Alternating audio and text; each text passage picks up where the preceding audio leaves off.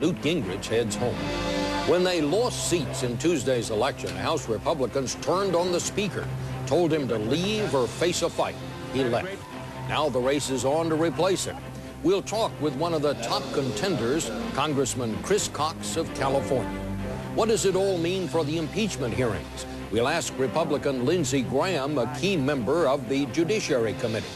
We'll get Democratic reaction from Minority Leader Dick Gephardt and talk about the changes coming to the Capitol with Senator-elect John Edwards of North Carolina, the upset winner over Republican Locke Faircloth. I'll have a final word on leadership. But first, Capitol maneuvering on Face the Nation.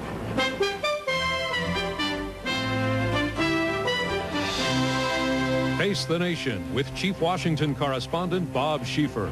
And now from Washington, Bob Schieffer. Good morning again. With us this morning, Congressman Christopher Cox, one of those who will try to become Speaker. And joining in the questioning, as always, Gloria Borger. Congressman Cox, Mr. Livingston, the chairman of the Appropriations Committee, who is also seeking the speakership, said today that he has the support of 4 key committee chairmen, and he's claiming something around 100 votes. You think he's got the votes to be elected? Not yet. Of course, the race has only been on since Friday evening. It's been a day and a half, and one has to give credit to all of the members involved in these leadership races for prodigious effort in such a short period of time. But I myself have talked to over 100 members. There's no question that the race is still wide open at this point. I've compared notes with others, including Tom DeLay recently. Many of the people who have committed to Bob Livingston did so earlier under different circumstances when they thought he was going to run against Dick Armey if Newt stepped down. Now we've got to go back and recheck those commitments. At the same time, I've been talking to members who are clearly willing to commit to me. Over 90 thus far who have said they're either hard in support for me or are willing to vote for me. So you've got 90...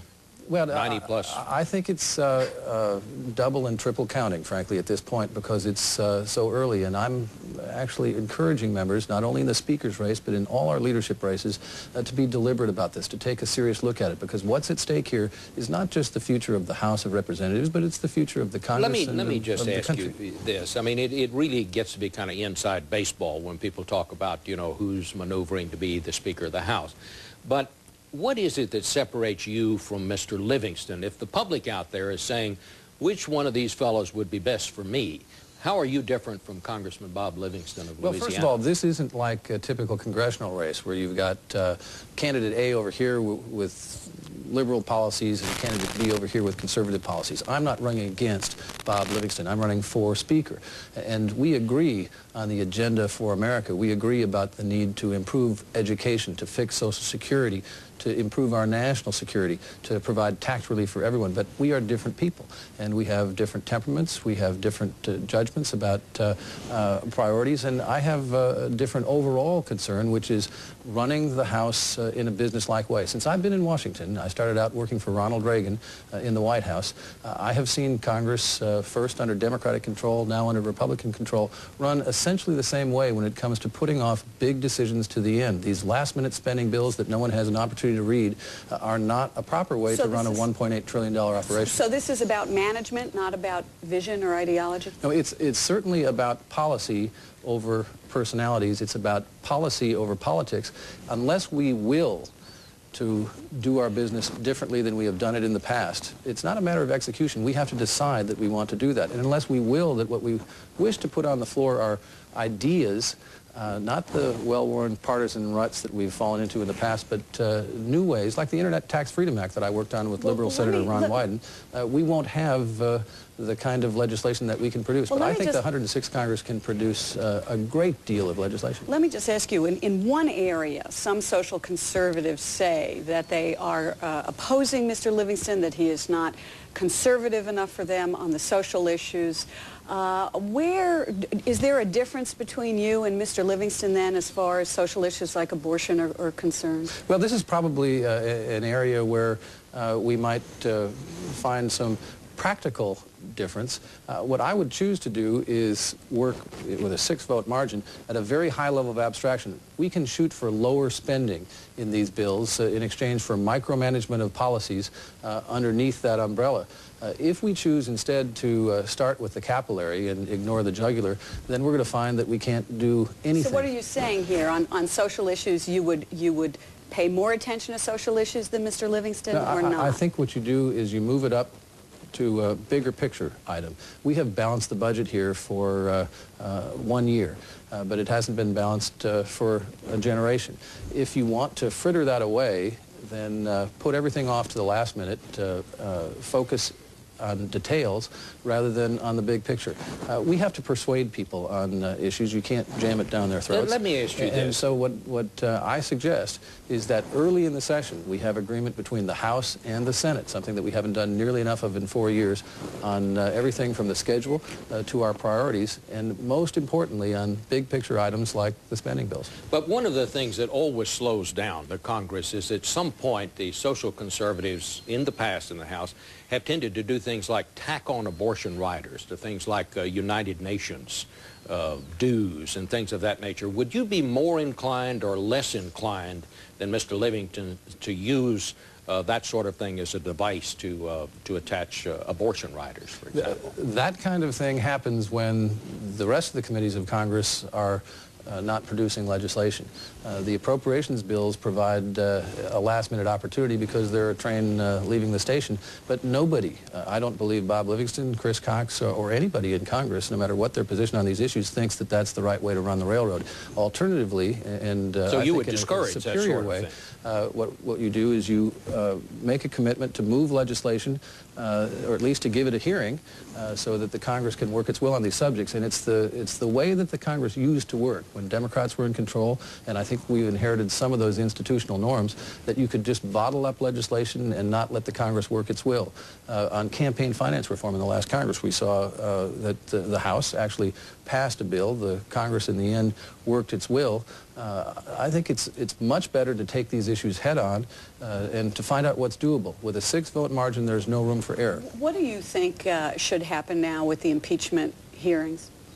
Well, there's no alternative to the present course. Over 400 members voted for an impeachment inquiry. The only difference between Democrats and Republicans was that the Democrats wanted a deadline at year end, and practically that is what Henry Hyde has agreed to. We may well be wrapped up in the Judiciary Committee before that time. But a majority of Americans now say they don't want impeachment, they want some kind of censure compromise. Is that what you're looking towards, some censure compromise right now? The process is under the control right now of the Judiciary Committee, where it belongs. What do you prefer, I have enormous confidence in Henry Hyde, and when the Judiciary Committee finishes its work, they will refer it to the House of Representatives or not. If they do so, at that time, I will be able then to read the record, which I shall do, and I am inclined to give enormous weight to the recommendation of the Judiciary Committee. Would you at this point say, and we have just a few seconds here, say that there are the votes in the House at this time to vote for an article of impeachment? I think that's premature. I think people ought to be given credit for taking this issue seriously, and that they'll review the record and certainly the recommendation of the Judiciary Committee. All right. Well, thank you very much, Mr. Cox. Best of luck in your campaign. We're going to go now to Storm Lake, Iowa, where Congressman Lindsey Graham is standing by. Congressman Graham, Republican from South Carolina, was a key player in all of this, what we've been talking about.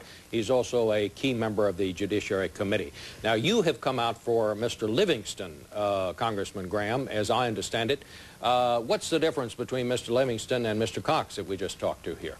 Well, I think you saw a very talented Chris Cox. The reason I support Bob Livingston is I told him I would 6 months ago when he first indicated he wanted to be Speaker down the road, and the road is now here. And I don't feel a need to back up on Bob. I need to keep my word. But if Chris wins, I think we'll be well led either way. And you saw a very articulate fellow that wants to produce. I think it's important for me to keep my word to Bob Livingston. I think he can produce, but Chris hit the nail on the head. If we don't produce in this Congress, we're going to lose in the year 2000, and we can and we should.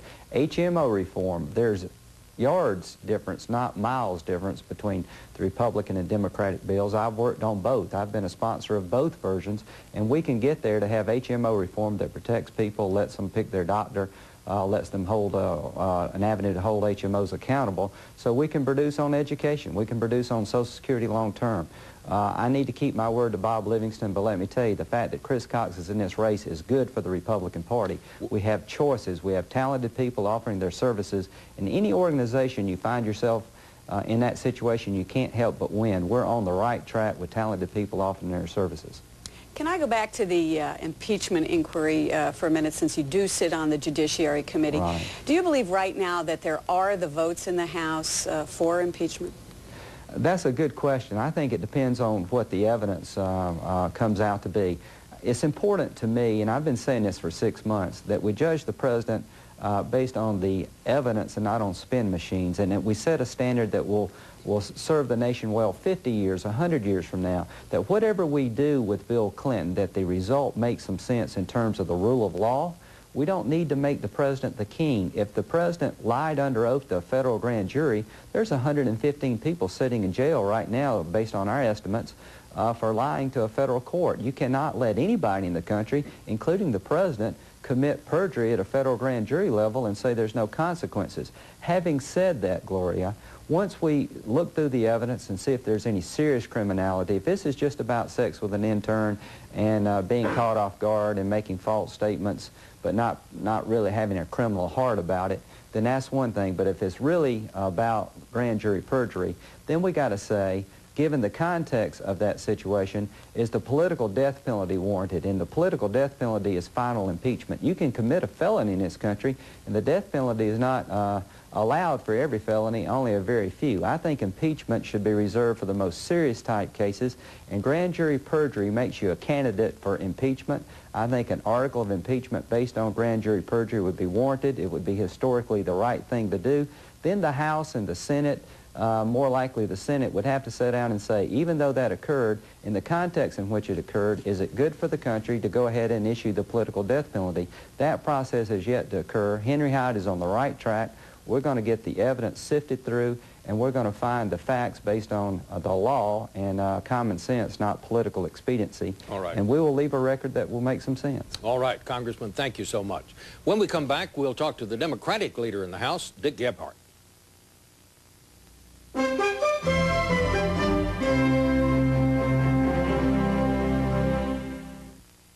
This portion of Face the Nation is sponsored by Charles Schwab, providing people, technology, and support to help you gain financial control. And by the document company, Xerox. Keep the conversation going. Share the knowledge. People, today's agenda, the information age. What happened to the industrial age? That was last century. Those were the days. You built it, you sold No it. more living in the past. Today, it's not just what you make, it's what you know that matters. He always gets so proactive around the millenniums. All I know is they need help communicating down there. Look, he just quit, and years of knowledge are going out the door with him. Isn't there a way to capture what he knows? Over there, she's got thousands of documents on the network. Finding the one she needs should be simpler. He's got half a good idea over there, she's got the other half. We get the picture. What are we supposed to do about it? Make it simpler for people to exchange ideas. Share documents. Have conversations. Right, so they create knowledge they can use. They'll need a digital office. With new software, new hardware. Relax, I've got us a partner down there. But they only make... Not anymore, they don't. Oh. Keep the conversation going. Share the knowledge. The Digital Document Company, Xerox. I had questions about investing, and nobody would answer my questions. And then one day my friend was telling me about stocks and that she wanted to start a stock group. We go to the meetings, we talk about everything, you know, children and parenting and politics, and then we talk about which stocks look good. And I come home and say, okay, let's do this with the girls' money. Let's invest in this stock. This looked the best to me. And we learned about it on Schwab.com, right? So you can go to college.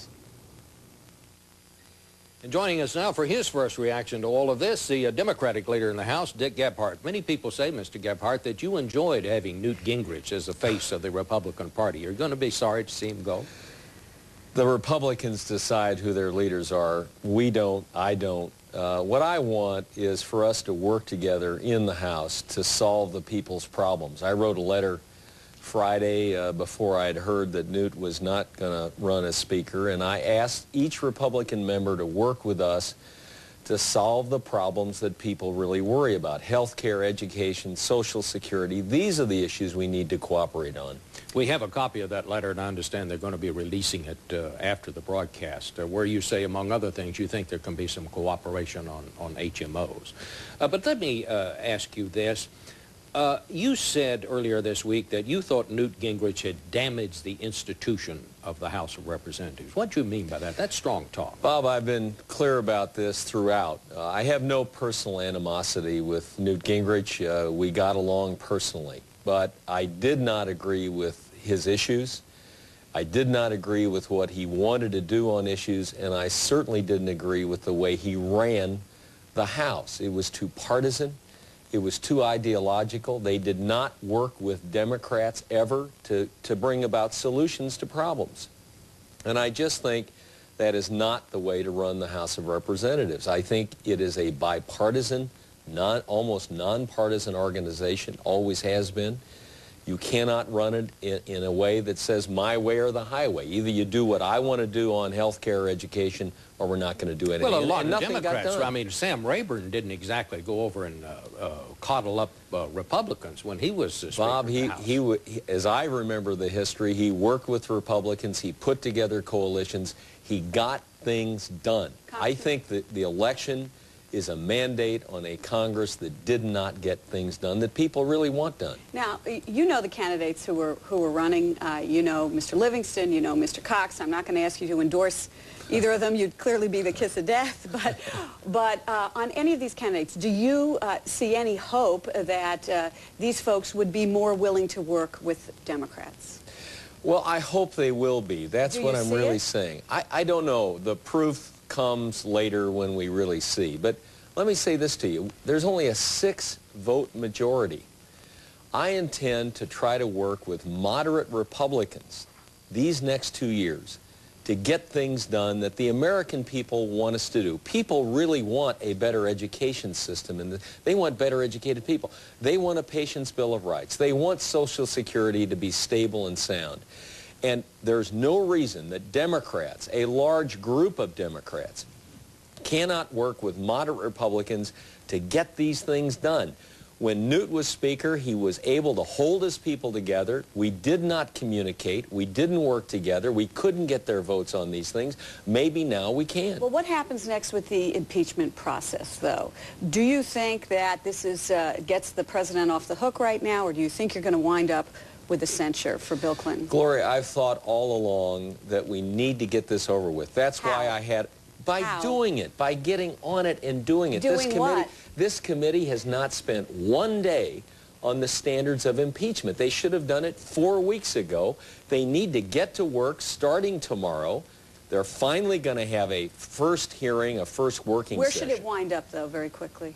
I don't know the answer. We shouldn't prejudge it, but we should get it over with. It should be restricted to the Starr referral, to the material that Ken Starr sent, not going off into all these other matters. But get it behind us, and let's move forward. Let's solve the people's problems. People are crying out for the Congress to deal with their concerns, their kitchen table everyday problems. Mr. Leader, thank you so much for being here with us this morning. When we come back, we'll talk to Senator-elect John Edwards of North Carolina. North Carolina, Senator-elect John Edwards, who, of course, scored that upset victory over Republican Locke Faircloth.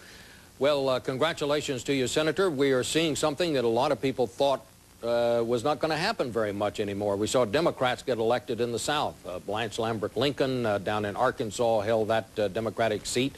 Fritz Hollings staved off the challenge there in South Carolina, and you beat the Republican in North Carolina. I thought one of the interesting things in our exit polls, you got more black voters than Harvey Gantt, an African-American, got against Jesse Helms the last time during a presidential election year.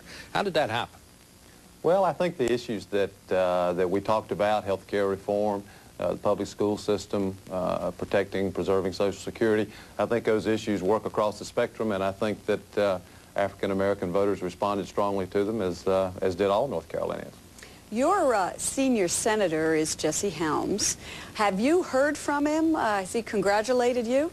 He has. Senator Helms and I spoke the morning after the election. And what I was going to add is actually Senator Helms has been, we've known each other in the past, and he's been very kind to my family, and he called the morning after the election, offered his help, and was extremely gracious, and I told him I'd like to come sit with him and talk with him and get his advice. How do you expect you'll work with him for the people of your state? You do come from two very different places politically. Well, we do, but I have enormous respect for him. I think he's a ferocious advocate for his position, which is something I respect. I think he's principled. He and I have different views on substantive issues, but that's to be expected, and I suspect we'll vote differently on a lot of issues. But there are issues that are important for the people of North Carolina that I suspect we're going to agree on. So I don't think we'll have any difficulty working together at all. Do you get any sense where the South is trending? Senator Faircloth there was the first Republican incumbent to lose in the South, I think, since 1986. Well, the truth is I'm not a political strategist. You know, this is my first run for public office, so I'm probably the worst person to ask that question. I think that what happened here in North Carolina, and I suspect happened in other places around the country, is that what voters were saying to us is, talk about things that matter to us. Talk about things that matter in our lives. Don't talk to us about politics, and don't talk to us about negative television ads. Instead, give us something concrete and talk about things like Social Security, the public school system, public education, reforming health care. I think they really wanted to hear us talk about issues that matter to them, and I think they also wanted to hear concrete proposals about how we intend to deal with those issues. Was impeachment an issue that seemed to matter to them at all? Well, I think what happened with the president is a serious issue, and people here in North Carolina take it seriously. On the other hand, I think people here are very independent-minded. And I think what they did is exactly what they should have done, which was to sort of judge me, judge Senator Faircloth independently on our own merits and make a determination about who they thought would best represent them on the floor of the United States Senate.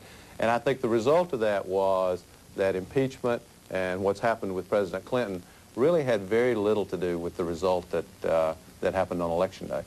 Do you think your background as a trial lawyer will help you or hurt you when it comes to dealing with HMO reform?